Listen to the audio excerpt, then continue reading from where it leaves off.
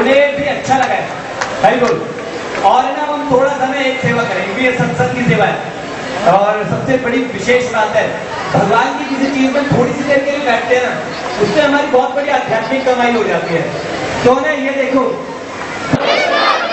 हरे हरे हरे राम हरे Ram Ram Ram Hare Hare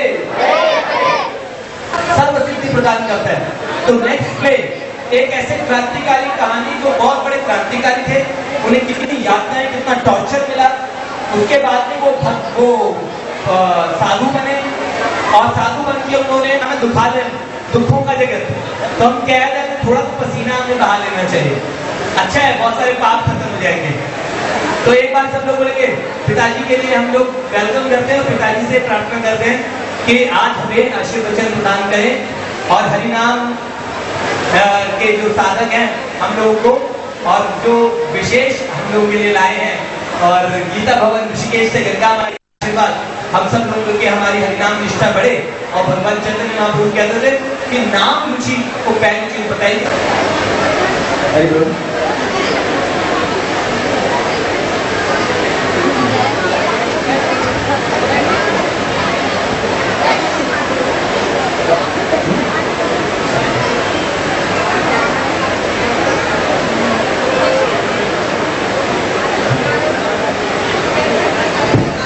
Very good, very good.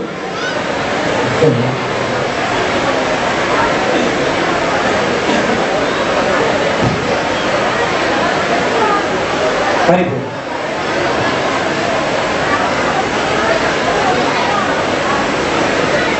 Wow.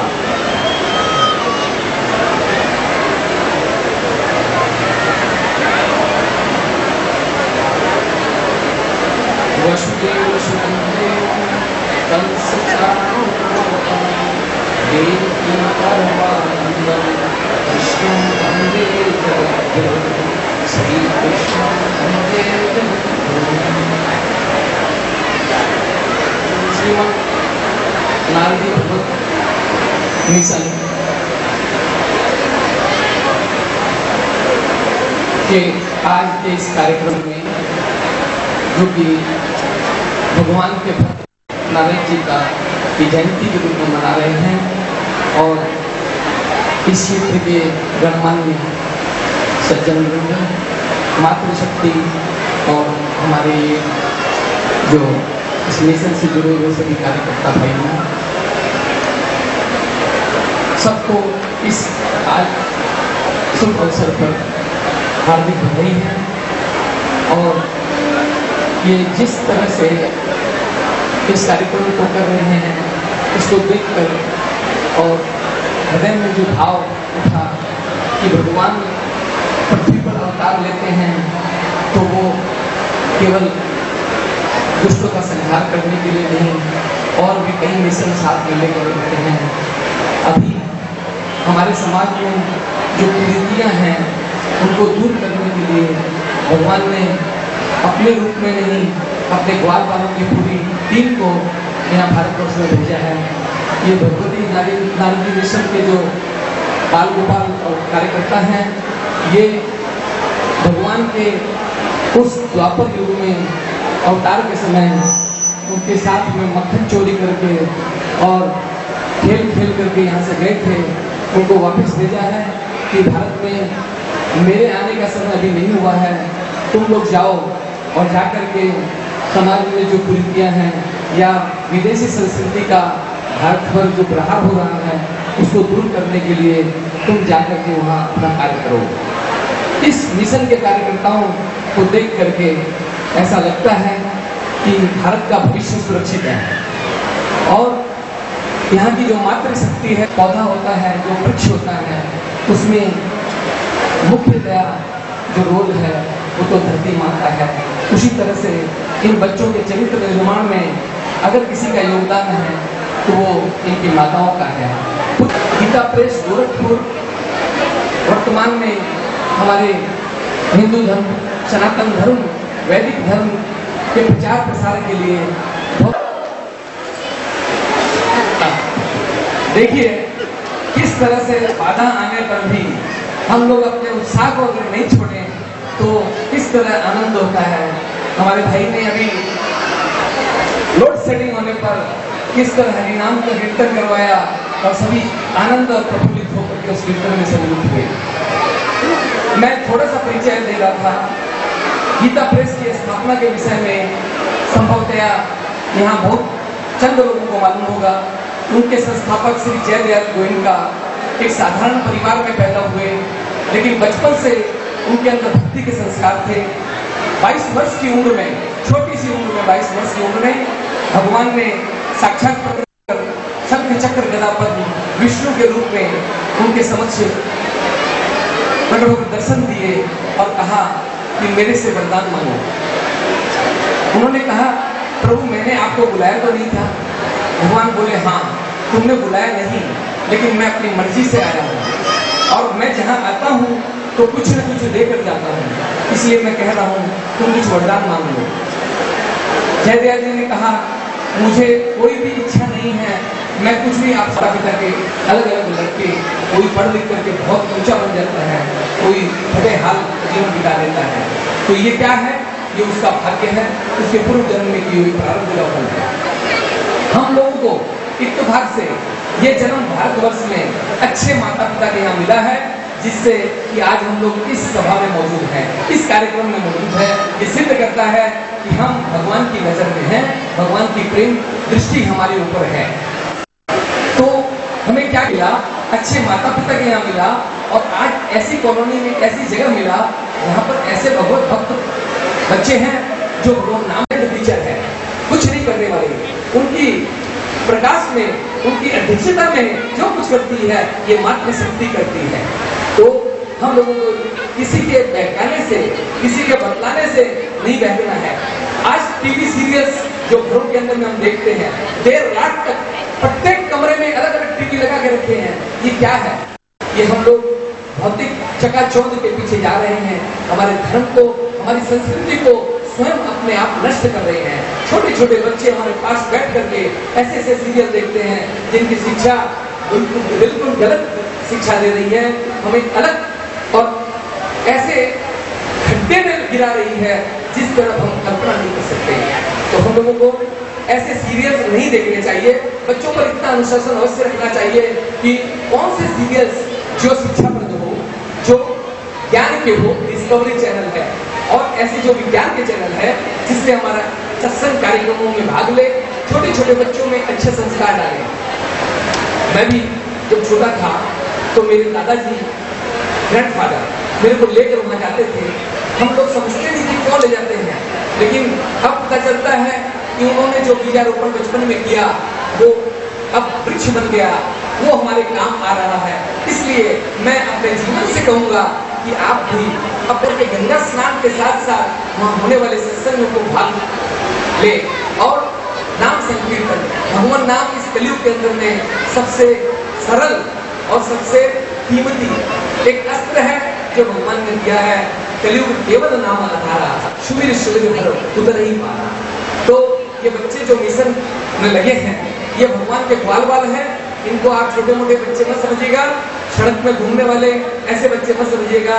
ये भगवान के वो परिकर हैं जिन्होंने द्वापर में उनके साथ में मक्खन चोरी की थी, गोपियों के यहाँ से उलाहना खाई थी।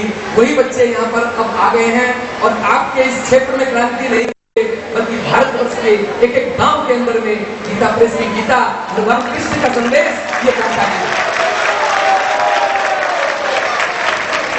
जो उत्साह और जो इन माताओं के हृदय में और मुख पर जो खुशी है ये दिखलाती है, ये भी यही चाहती है कि मेरा भी बच्चा ऐसा पैदा हो जो भगवान का परिकर कहलाए, भगवान के काम में काम आए। जैसे भगवान ने गोवर्धन उठाया था तो भगवान ने उठाया तो स्वयं के ताकत पर था, लेकिन जो ग्वाल बाल थे, जो लोग वहां के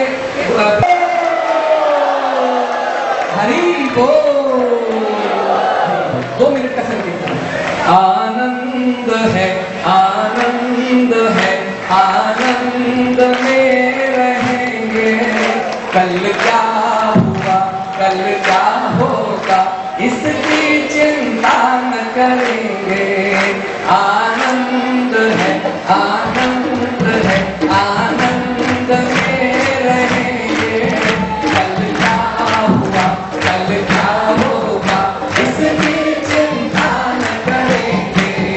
आनंद है, आनंद है, आनंद में रहेंगे। कल क्या हुआ, कल क्या होगा, इसकी चिंता न करेंगे। आनंद है, आनंद में कल क्या हुआ, कल क्या होगा, इसकी चिंता न करेंगे। बताओ कौन कौन सा तरीका है इतनी गर्मी में आनंद में रह जाएंगे। आज है ना जो इस बैंक्वेट हॉल के जो मैनेज कर रहे हैं वो कह रहे हैं अगर और कोई लोग होते तो बहुत दंगा मच जाता। इतने सारे भक्त लोग आए और पहले पानी साफ कर रहे, अब एसी सारा सिस्टम इधर का फेल हो गया। तो उन्होंने कहा इतनी गर्मी में लोग बैठे हैं।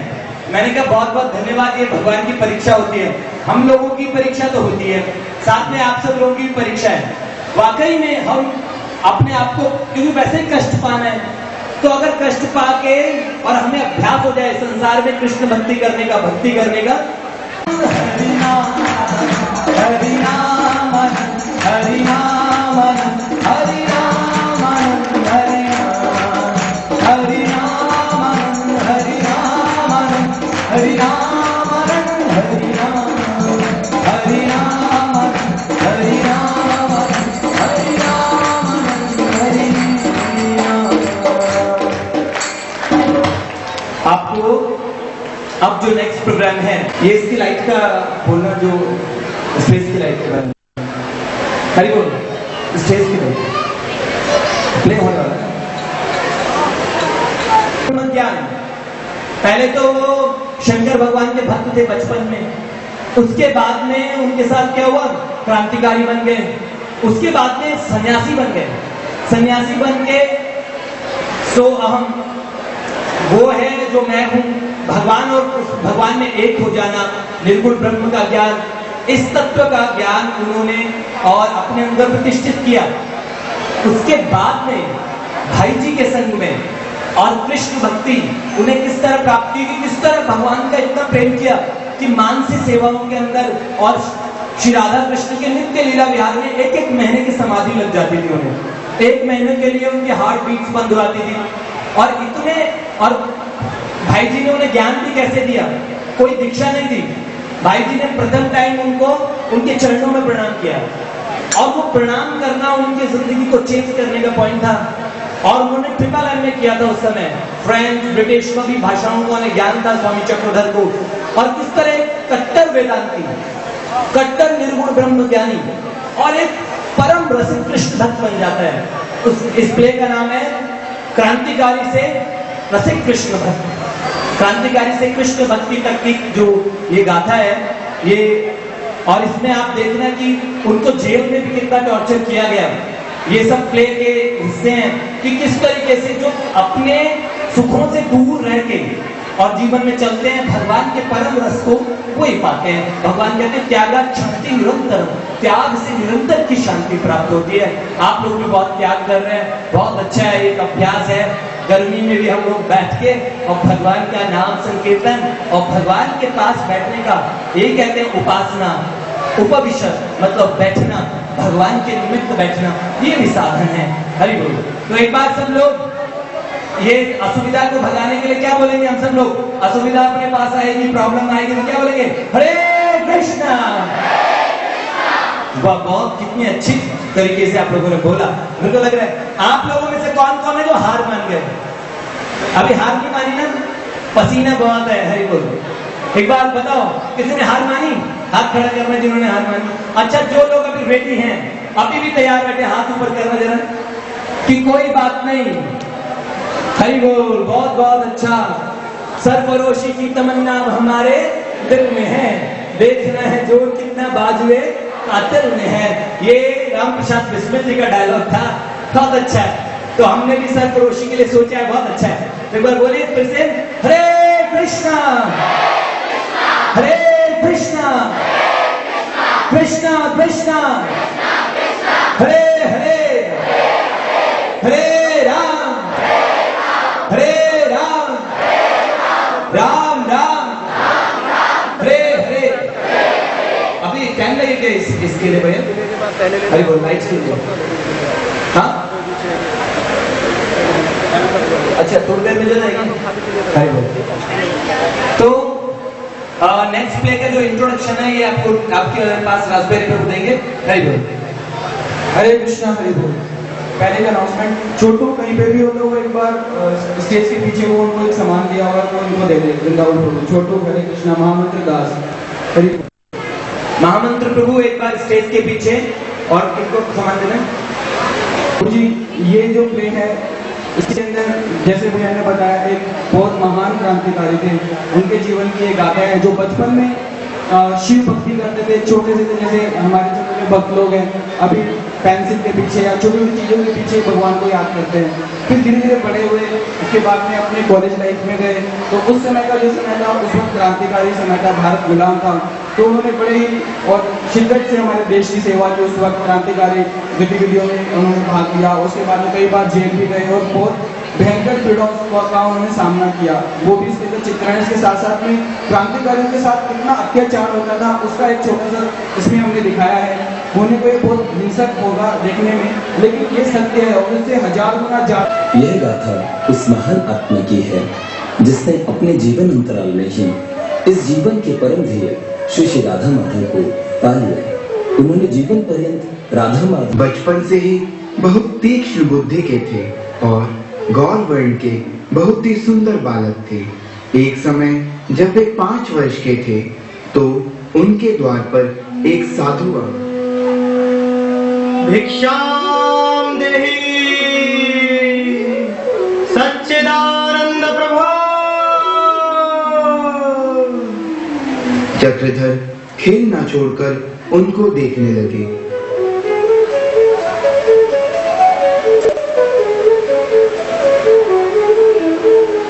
और साधु भी उनको एकटक निहारते रहे और जब वो भिक्षा लेकर चले गए तो उनके दृष्टिपात का ऐसा असर चक्रधर पर हुआ कि वो घर के बाहर आसन लगाकर आंखें बंद करके जोर जोर से राम राम राम राम का जप करने लगे और उनकी आंखों से आंसू बहने लगे व शरीर में कंपन होने लगा।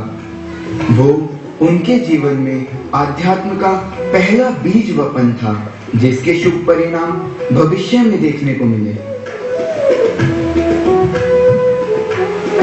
की शिव भक्ति का उल्लेख करते हुए बताया कि किस प्रकार रावण ने अपना शीश काटकर भगवान शिव को प्रसन्न किया था। चक्रधर यह सब बड़े ध्यान से सुन रहे थे और मन ही मन सोचा कि मैं भी भगवान शिव को प्रसन्न करूंगा, परंतु मैं मस्तक तो काटकर नहीं चढ़ा सकता, पर प्रतिदिन एक बूंद रक्त की अवश्य चढ़ा सकता हूँ। बस चक्रधर अपने गांव के व्यक्ति से ब्लेड मांगकर ले आए और अपनी उंगली को जरा सा काटकर रक्त की बूंद अपने घर में प्रतिष्ठित शिवलिंग पर चढ़ाकर बड़े प्रसन्न हुए। जब अगले दिन उनके बड़े भाई ने रक्त की बूंदें शिवलिंग पर देखी अनर्थ हो गया, अनर्थ हो गया, ऐसे अनर्थ हो गया। तो वे बड़े खिन्न व दुखी हुए।